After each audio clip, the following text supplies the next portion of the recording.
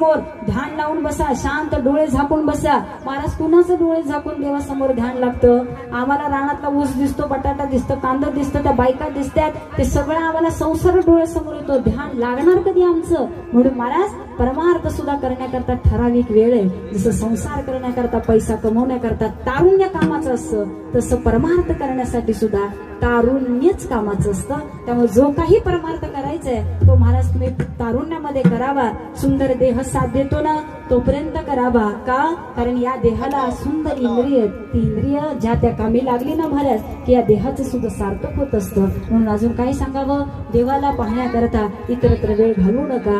देह देवाचे मंदिर, आत आत्मा परमेश्वर. मंदिरामध्ये जायची गरज नाही, माणसातला देव ओळखायला शिका. तुकडोजी महाराजांनी महाराज कायम एकच सांगितलं, आणि तुम्हाला जर माणसातला देव कळाला नाही, दारात आलेल्या गरीबाला भूक लागलेली आहे, त्या भुकेपोटी महाराज